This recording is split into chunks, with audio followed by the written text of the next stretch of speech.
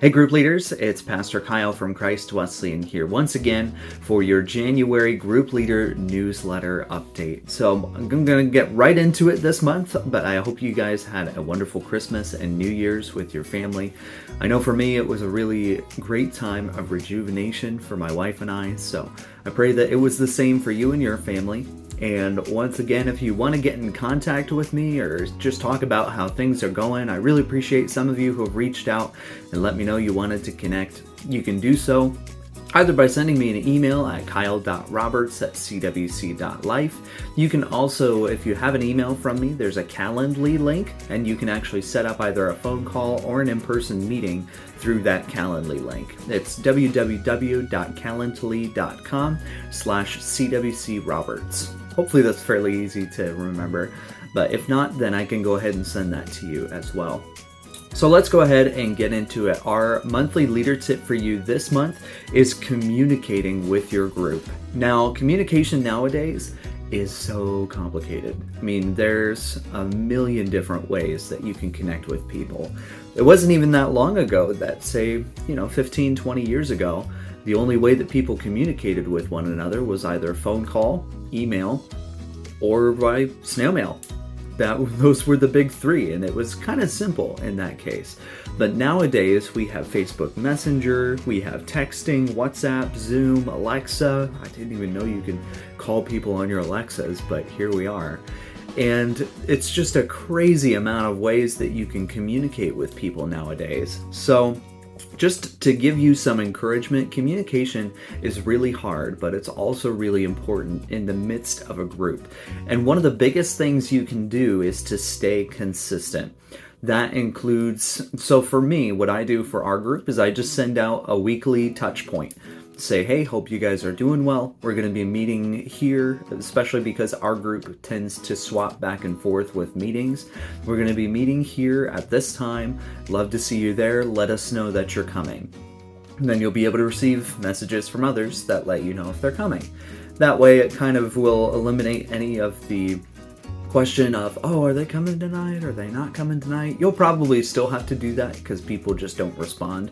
But that's par for the course nowadays. So I think people are just communicated out that they see messages and it's like, man, I'm so tired. I just don't want to write a text back, which is their own thing. We can encourage them to be able to respond to that because it is very helpful to us. And the other thing about consistency is finding one platform that you use for the most part. That's not to say, like, if you need to call someone, go ahead and call someone. But to call each and every single person in your group may just be a large undertaking. So what my group uses is we utilize the Church Center app for this functionality. And we let everybody know this is where all of our messages and announcements and everything else, even prayer requests, they all come from the messages on your Church Center app. Church Center is great too because you can actually separate out message threads. So if you've ever been a part of a group text, you kind of know how there are multiple conversations going on in one text format. And then as you're looking back, you're like, wait, where was that message again? I know it's in here, but I can't seem to find it. With Church Center, you can actually separate those out into their unique threads. So we have 3 of them in my group. One of them is general announcements. That's the one I tend to use to check in with them on a weekly basis. The next one is praises and prayer requests. If you throughout the week have a praise or a prayer request, go ahead and put it in there. It still has the same notifications, but at the same time, you're going to receive those praises and prayer requests separate from the rest of the general announcements. And then we just have a fun one. If we want to go out and say, in my group, a couple of the guys, we would love to go either skeet shooting or fishing or hiking or that kind of thing. We can just put in that fun thread, hey, we wanted to get together this day, who's available? Makes it pretty simple for the organization and for you to find those messages. But honestly, whatever works best for you, use that platform. So that could be emails, it could be texting, it could be Facebook Messenger. A lot of people utilize that nowadays. But whichever one you decide, make sure that you stick with that platform and make it easy for people to get connected in that way. So that's my recommendation for you in regards to communication. And especially if somebody isn't responding to you, there are a lot of groups that are going through that right now. And honestly, I experience that very frequently.